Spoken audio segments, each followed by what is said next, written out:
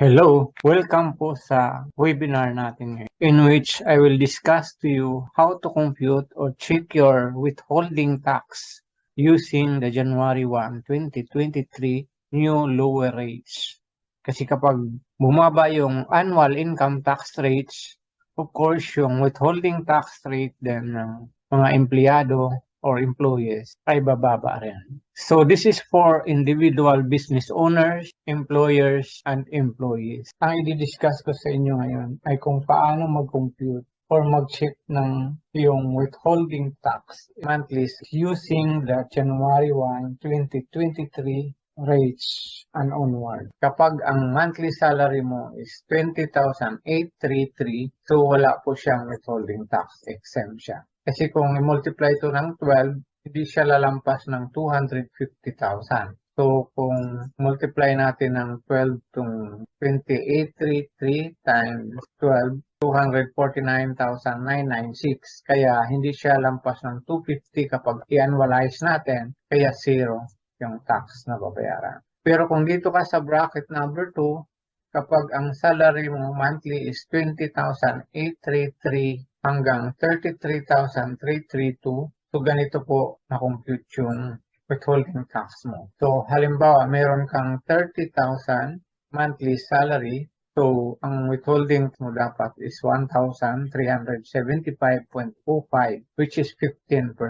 So ang computation dyan is 30,000 minus 20,833 equals 9,167 over and excess. So multiplied sa 15% rate equals 1,375.05.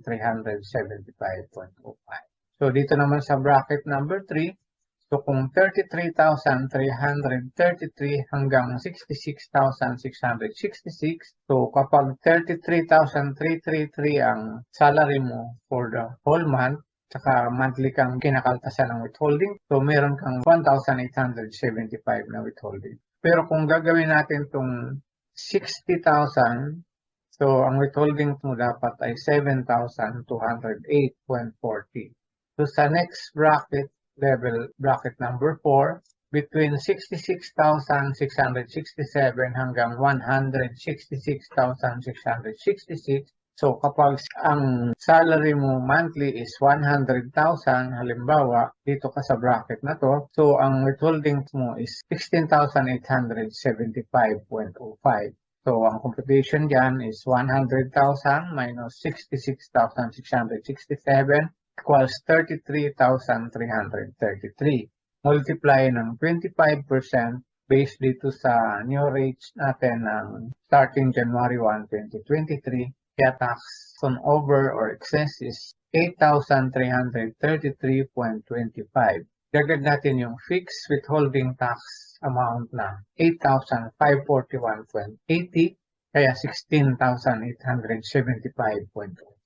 Yung withholding tax mo kapag 100,000 yung monthly salary mo. So dito naman sa level na to, level 5, kapag ang salary mo between 166,667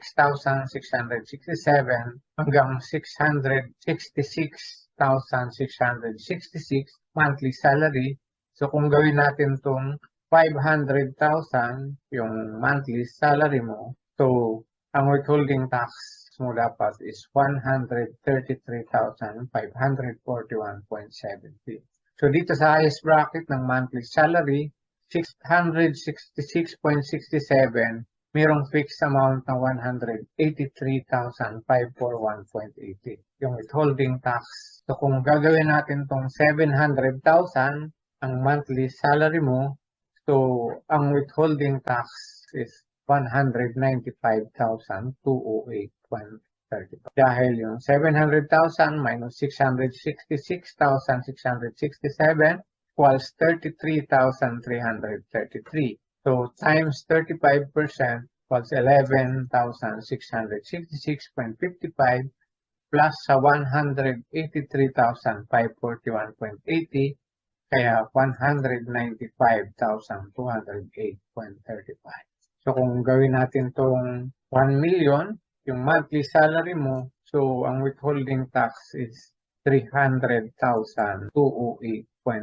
So again, yung taxable salary or compensation mo is net of SSS, PhilHealth, and Pag-ibig employee share. And de minimis benefits 13-month pay, not exceeding 90,000. So yung minimum wage earner shall be exempt from the payment of income tax or withholding tax.